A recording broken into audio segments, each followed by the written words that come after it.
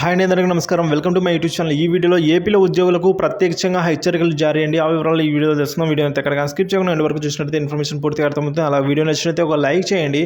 ఇక చాలామంది చూస్తున్నారు, లైక్ చేయడం మర్చిపోతాను. దయచేసి వీడియో అయితే ఒక లైక్ చేయండి. ఇంకా సబ్స్క్రైబ్ చేసుకున్నట్లయితే మన ఛానల్ వెంటనే సబ్స్క్రైబ్ చేసుకోండి. ఇక ఆలస్యం చేయకుండా మనం వివరాలకి అయితే వెళ్ళిపోదాం.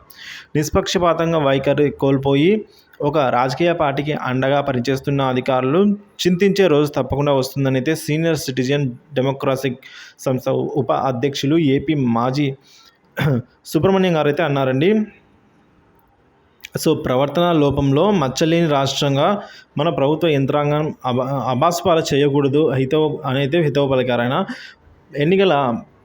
ఎన్నికల ప్రవర్తన నియమావళిని గౌరవించి ఆదరించి ఆచరించి పాటించి సో సభ్యులందరూ కూడా నమ్మకాన్ని కలిగించాల్సిన తరుణం వచ్చింది అని అయితే ఆయన పేర్కొన్నారు. తాము ఏ రాజకీయ పార్టీ సభ్యత్వం తీసుకున్న వాళ్ళం కాదు అని అంటూ విజయవాడలో నిర్వహించిన మీడియాలో సమావేశంలో ఘాటుగా అయితే ఆయన స్పందించారు. జిల్లా కలెక్టర్ నుంచి సిఎస్ వరకు, ఎస్పీ నుంచి డీజీపీ వరకు నిష్పక్షపాతముగా వైఖరిని చూపించాలి అని అయితే ఆయన పిలుపునిచ్చారు.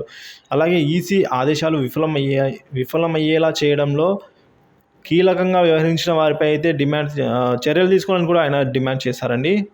సో ఈ విధంగా అయితే ఆయన ఉద్యోగుల పట్ల ప్రత్యక్షంగా అయితే ఈ విధంగా హెచ్చరికలు జారీ చేశారు ఉద్యోగులకి.